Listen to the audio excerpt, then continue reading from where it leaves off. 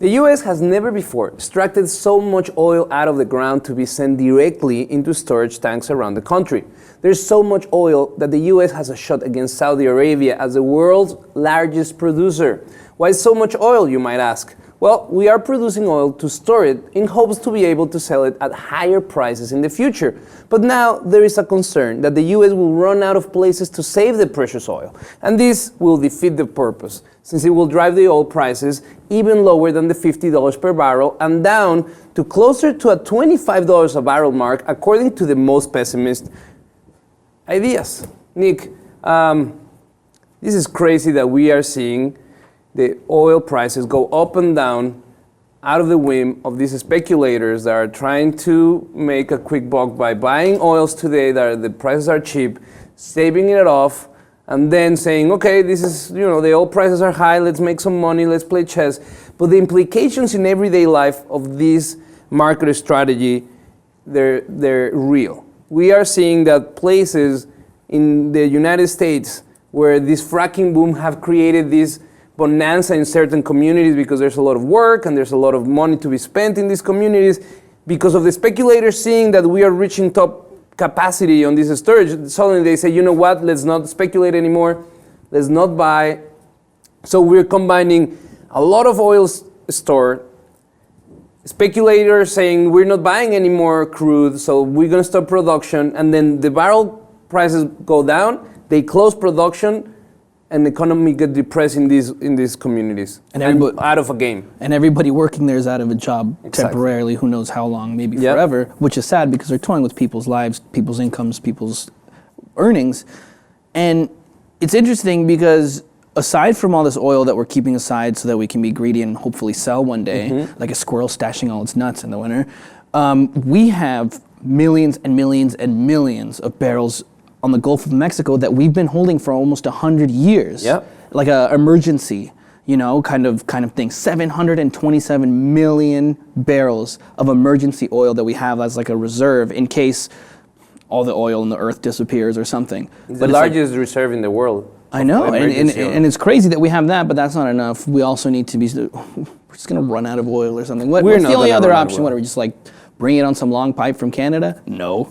Well, this is only a speculation, this is a market strategy. And obviously all these traders, all these Wall Street guys, they need information, they need their intel. What do? They get together with a company like Genscape. These guys in Genscape, they call themselves oil intelligence companies. What they do is they have like this James Bond approach, where they have drones and flights going over these tanks and infrared technology like we see, and they give the information to the traders to let them know how much are we at capacity. If we're getting near, we're seeing these tank tops completely full, they're saying, no, well, guys, we're closing up on the reserves. Hear this. Most of the oil that we store for these purposes, it's going to Cushing, Oklahoma. Okay. They have 6.6 million barrels capacity. And for 2015, everything is leased out. So any more production of oil this year, they need to figure out where they're going to save it. And that is a problem because now with that piece of information, speculators are saying, you know what, now it's going to be expensive because not only we have to do the fracking expenses, now we have to do the storage expenses, and maybe it's not as profitable because everybody has oil right now because it's so cheap to produce and it's not selling as fast. It's a dangerous situation because we are warping the market from Wall Street, affecting the rest of the world. And there's other situations that are helping the prices of oil go up, like the armed conflict in Yemen that is starting to drive prices up because it's shutting down production.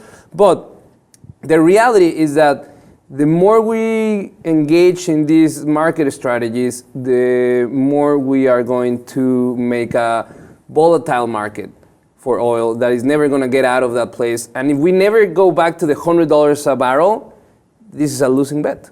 Yeah, for sure. And you know what? You can't know. Okay, I understand, right, having an emergency oil tank, right, and holding on to it, because you really can't know what's going to happen. At this point, when we see them at least, we see an unstable situation. Anything could possibly happen. You don't know. But that doesn't mean that we need to go to these lengths and do these crazy things. Like, that's just ridiculous. It's crazy. And it might, like you said, it might all be actually for no reason, because it actually might have the exact opposite of effect of what we want, which would not be good and would be a complete waste. Some analysts are not as they're not as pessimist about the situation. They say that the thing that they're not taking into account when they say that these prices are going to drop down even more is the fact that there's a seasonal demand of oil.